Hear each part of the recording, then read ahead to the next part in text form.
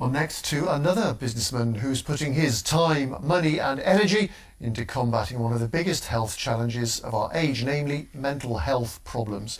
Adam Shaw has set up a charity in Newark to campaign for mental health education to be made compulsory in schools. Yes, his foundation has now gathered enough online signatures on a petition to secure a House of Commons debate. Our health correspondent Rob Sissons has more.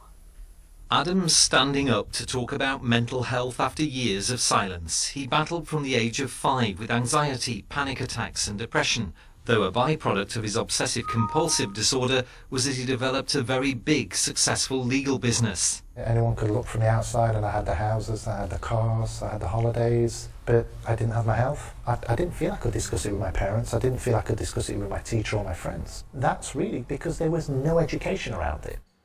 Adam sold his business and is now involved in what he describes as a crusade. It's to get mental health taught in schools. He insists it should be compulsory. At the Shaw Mind Foundation, a charity he set up in Newark, they've gathered enough signatures now to secure a parliamentary debate on the school's idea. There's an absolute epidemic of mental health problems in our children, and it's only going to get worse with social media. And with no education around it, it's going to get worse, it's going to get worse, it's going to be a disaster. But the only way you can address it is to make it compulsory, because what's going on in schools at the moment, what's being quoted by the government as this reactive way of dealing with it, is not going to work. It becomes a box-ticking exercise, which it lets the teachers down, it lets the schools down, and it lets the sufferers down. Adam realises mental health is a hot topic during the election, with politicians keen to show their credentials. But he says for years, successive governments just haven't delivered enough. Decade after decade, the governments have said things about mental health, but they've let everybody down, they've let society down, and generation after generation has been failed. Rob, it's of course early days in the general election, but this issue is already being talked about, isn't it, very much? Yeah, a month today to the general election, if you're counting, and it is being talked about. I mean, yesterday we heard from the Conservatives, who said that they want to see more people trained in schools to spot the symptoms of children with mental health problems earlier. Labour today talking about improving counselling for young people. That's something UKIP as well say they want to see.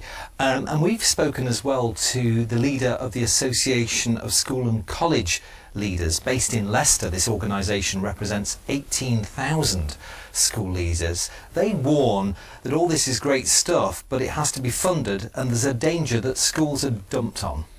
What schools will already be doing is modelling good mental health, like they will be encouraging fitness and good diet and so on and so forth. We need to be careful that what we're not doing is assuming that schools are the answer to everything, and there are some young people who are going to need specialist provision, and the government needs to make sure that that specialist provision is being properly funded. Rob, more mental health provision means more money. How have the parties said they'll pay for this?